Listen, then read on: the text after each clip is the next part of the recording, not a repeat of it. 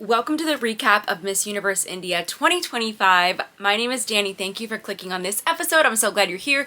Let's talk about all the highlights from the show and my favorite performances.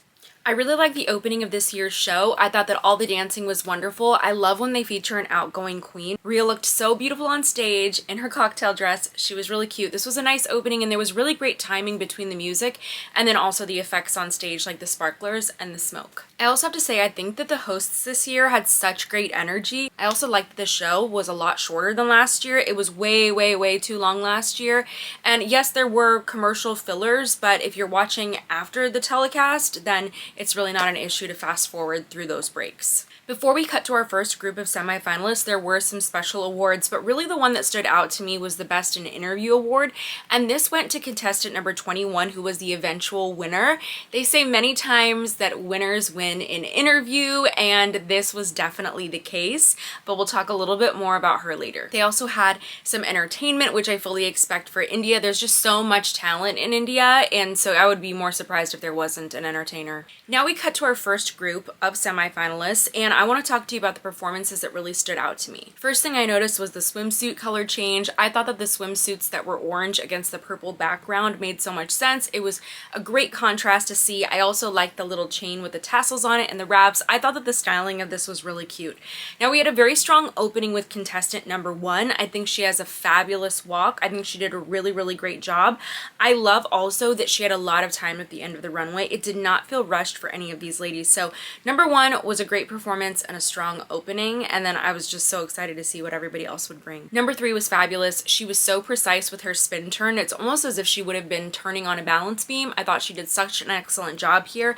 I think that her posing transitions though could have been a little bit cleaner. Number 10, I thought that she was really pretty and honestly did a great job. It's really tough. I talked about in my preliminary recap how I was very impressed by all of the routines this year. There was so many great things going on, but for number 10, I did feel like she needed just a little bit more posing variation, and I feel like that could have helped her score. Number 14, when I saw her walking down the runway with so much confidence, I thought, she knows that she's that girl. This performance was so great. The turn was clean, the walk was lovely, the poses, the transitions, and then couple that with her facials, it was fabulous. Number 21 had a really clean rotation for her first turn. This was great. What I liked about this is the wind that she was creating for herself with her hair. She kept a really great pace here, so it was giving that wind-blown effect. She was beautiful and definitely one of my favorites. Number 24, so gorgeous, and oh my goodness, those legs, they just went on for days. This was just an overall very strong performance for me.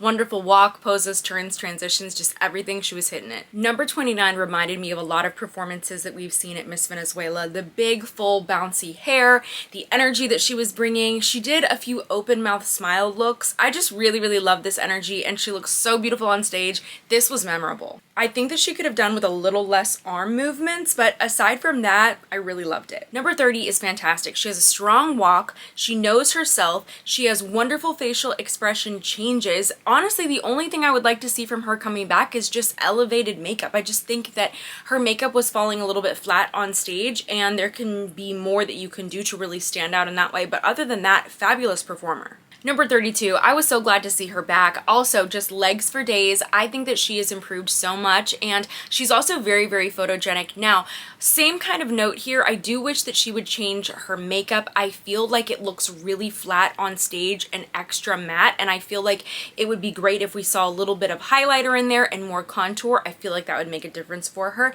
And also for Swim, a little bit more of a smile. Number 35, fantastic hip movement in this walk. The ponytail styling was really great on her. She's another contestant I would love to see come back. Number 37 is so beautiful. This was a solid performance, and the only thing I would have added is just a little bit more time at the end of the runway. I think that she could have just like relaxed and taken her moment. Number 42 had a really great moment with her face and that pivot. It was like, ooh, yes, I'm feeling that. Great walk though overall. I do, however, feel like the posing could be a little bit cleaner. Number 43, I was like, wow, oh my gosh, just so beautiful too. Also, ponytail was really working for her for Swim. This was great. Number 48, love the bounce in her hair. She also had this little facial expression change as she was going into her pivot turn, and it was really great. And then she had a wonderful moment as well at the end of the runway. So that's what made this stand out for me. Now let's move on to the evening gown competition. We saw a few changes here. Let's talk about them. Number 21, our eventual winner, she wore her same gown from prelims, which I was fine with. And I didn't notice until after my other prelims recap was that not only did she have stars woven into the dress, but she also had little moons in there as well. So very much a universe gown. This was great. I did, however, prefer her waved hair for prelims. I wish she would have gone with that for finals, but either way, she still looked beautiful. And what really matters is the performance. She took her time. She looked really elegant and she nailed her poses. Number 22, I feel like she has a lot of potential here. I think that this gown actually would have looked really great with the same coloring on top, but then an indigo bottom on her. I don't know, that's how I would have imagined her in this, but I like it. I think with her though, she should work on the timing of her facials. So she has facials, but I feel like they don't match with the moments that she's creating on stage. They don't match with either the change of the music or the moment that she's pivoting, so that can really help her performance in the future. Number 29, loved her in prelims.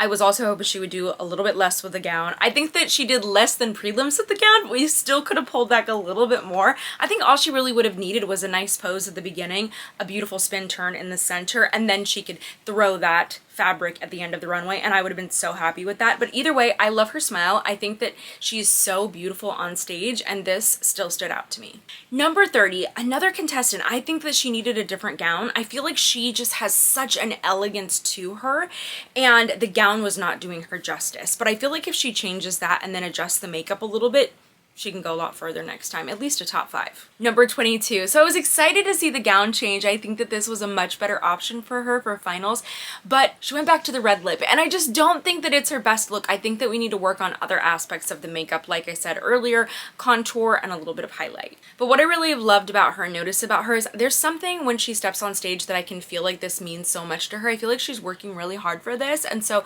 it was, you know, it's always a tough competition, but I was definitely rooting for her. Number 37 is so beautiful. I wish I would have seen a different evening gown on her though, another gown change I would have liked to have seen, but I do feel like her smile is really lovely and it's very captivating on stage. It's warm and very inviting.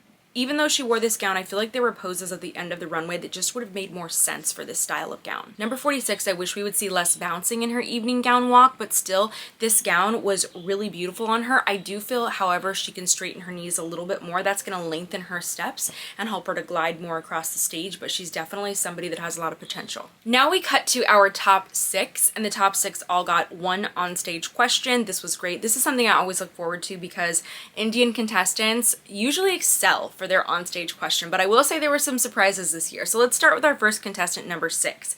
Her question was, as a role model, how would you respond if a major sponsor of the pageant supported something morally controversial? Would you speak out, and how? And she said, if a sponsor supported something that was controversial, I'd like to bring it to their notice that I'm not in support of it, because my morals and my principles is what truly reflects the strength of my character, and if I want to speak up about it, and when the time is right, then I'm truly not living up to my title as a queen. Therefore, even though they're in a very important position, I would still choose to follow my opinion. I do feel like this answer was a little bit all over the place, and then she sort of got back on track, so I feel like there was ways that she could have been more direct with this. Number 37, beauty pageants are sometimes criticized by reinforcing traditional beauty standards. How would you redefine the purpose of such competitions in modern India? I like this question. She says, people often take beauty pageants for someone who has a good figure or someone who has a good face or for the gowns we wear and the makeup, but it's more and it's bigger than that. It's a platform for sharing a voice for the voiceless. Let's take a deep moment for all of my 47 co-contestants from different states, bringing up different advocacies for the state, for the nation, and for globally. For the betterment of our society, I was a victim of multiple cyber harassment for speaking up for women, for children, and for peace. But today, in front of all of these beautiful people around me, I stand in front of you, turning every page into power to inspire generations to come. Now, when I read this back, I think that it doesn't sound too bad. I feel like the issue here was her delivery of it, lacking some confidence. I do feel like that she talked about important things in regards to redefining what pageantries are in today's modern day world. She focused on advocacies. I think it's really smart. There's lots of things that you could talk about that relate to the relevance of pageantry today for young women, so I think that that's really great. I just feel like the delivery is what hurt her. 32. If you won Miss Universe India and were asked to promote a cause you personally disagree with, how would you handle the situation? Here's what she said. I personally agree when we talk about the LGBTQ community that they do have rights to go through the body changes because it's all about what we are. But then we also have a choice to live by about what we like and how we want our lives as. And I would not agree anybody to not change themselves just because they want to be happy in life. We all want to truly feel accepted about our real self, and definitely, I would promote the LGBTQ community to come forward and go through the physiological changes that they really want to go ahead with to have a smoother and acceptable life. Now, even though she asked for the host to repeat the question, she actually answered the opposite of what the question was asking, so she really did not answer this question at all. The question was asking, what would she do if she had to promote a cause she disagrees with, not a cause that she agrees with. So I don't know what happened here. I don't know if she just misunderstood the question or if she was trying to bring this point across because maybe it relates to her brand. I'm really not sure, but she didn't answer it. Number 22. With AI and automation replacing jobs, how can India ensure that women in the workplace aren't left behind? What skills would you emphasize? And she said, I believe that AI is one of humanity's greatest inventions, and I know in today's day and age, we often fear going ahead. It might take our jobs, but I believe that that should not be the case. AI should be used to empower human creativity and not replace human artistry. AI should be with us and not against us, and I think that it is a tool we can use to promote human creativity instead of delete it. So I think that the part of the answer she was really missing here are what skills would you emphasize so that women aren't left behind. So I think she said some great things about how AI can be positive for humanity, but then she missed the mark a little bit with this one. 43's question was, climate change affects everyone, but policies often hurt low-income workers the most. How would you propose a solution that balances environmental protection and economic? Woo! Okay. Challenging question here, right? She said, I believe that climate change is not a tomorrow problem, it's a now problem. The world is dying. We are killing it every day with the choices we make, and the solution for this is to take every step with mindfulness and compassion and kindness towards our world. And I believe that when we do that and when we help the world, we are not just saving the climate and the world, we are saving each other. I feel like she was missing the part about the economic balance. She talked about the environment, but where was the discussion about economy? 21. This is what I was waiting for.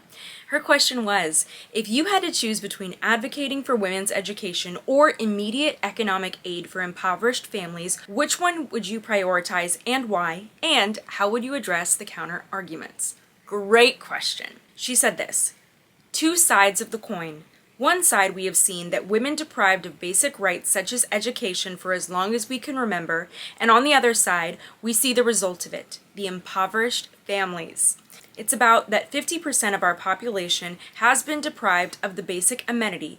That can change their life, and if I have to, I would choose the option of women's education. I would advocate for it because it would not just change the life of one person, it would change the entire strata of the future of this country and of this world. While both are important, it's about taking actions that can help in the long run. No wonder she won the interview competition. Wow, that was so well said, and honestly I had the exact same mindset. I think that the immediate aid, of course it would be lovely, but it's a short-term fix for a long-term problem, and educating more women would be able to attack more of the root of the issues and then benefit everyone. So that was so beautifully said. Now I did get a little bit confused about this whole crowning situation. There was a top 6, but we started with a 4th runner-up announcement.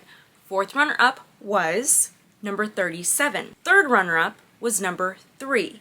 2nd runner-up is number 22. 1st runner-up was number 43. Then our final 2 were brought together at the center of the stage, and it confused me because I was like, wait a second, we already announced 1st runner-up. Are they crowning another title? Or I don't understand what's happening. I'm a little confused about that. Maybe you know more.